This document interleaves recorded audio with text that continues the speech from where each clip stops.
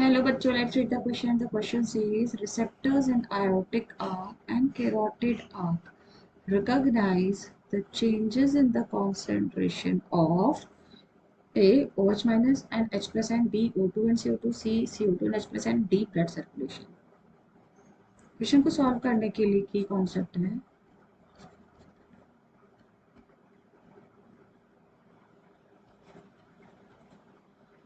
Respiratory regulation, right.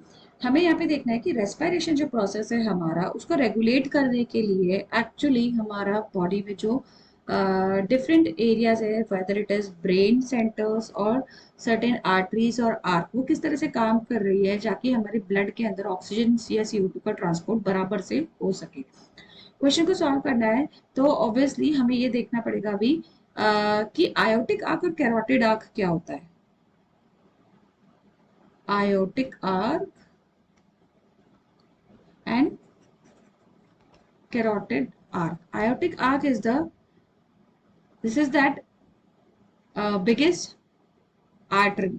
You can say this is also known as aorta, or you can say artery. That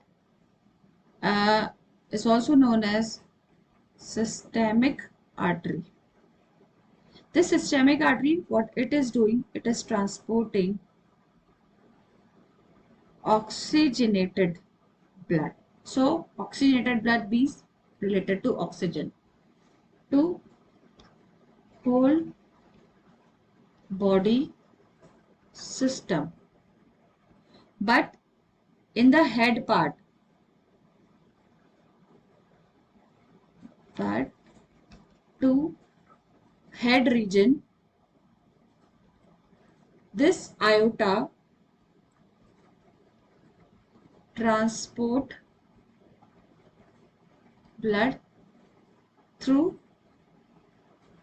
carotid artery or arc, right? So carotid artery और aorta का मतलब हमें समझ में आ गया कि what is it they are doing, ये transport कर रहे हैं ब्लड को या ऑक्सीडेटेड ब्लड को टू द डिफरेंट रीजन। अब हमें क्वेश्चन ये पूछ रहा है एक्चुअली कि आपका जो रिसेप्टर्स है आयोटिक आर्क पे, receptors on aortic arch and carotid arch, receptors on aorta and carotid arch, ये रिसेप्टर्स किसको मतलब किसके लिए सेंसिटिव है? These are, that means they can recognise और you can say sensitive to changes in, obviously they are sensitive to changes in the concentration of, in the concentration of CO2 and H plus ion, right?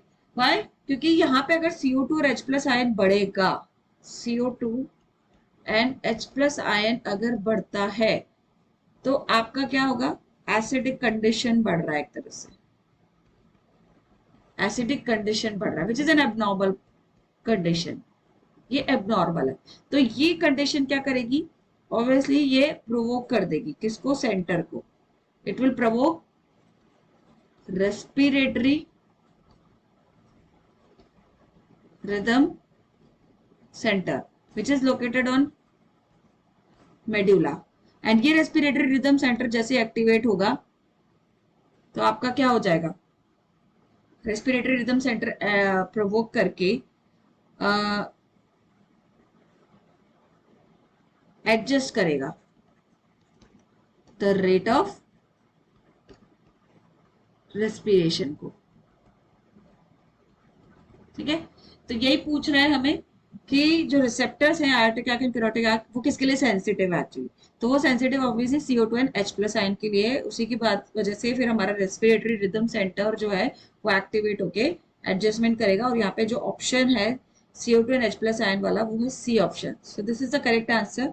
Rest other option अगर हम देखते हैं तो A OH and H plus ion, OH minus ion तो हमारे blood में बनता ही नहीं है, तो that is a wrong option. B oxygen and CO2, O2 से हमें कोई खतरा नहीं है, सो O2 के लिए कोई भी आर्क या कोई भी आर्टरी या कोई भी सेंटर सेंसिटिव नहीं होगा। डी ब्लड सर्कुलेशन, तो ब्लड सर्कुलेशन के लिए as such this is related to blood circulation, this is इस डी ऑप्शन में हमें किसी का कंसेंट्रेशन नहीं दिया हुआ है, right, so we'll go with answer C. So I hope you understood well. Best of luck.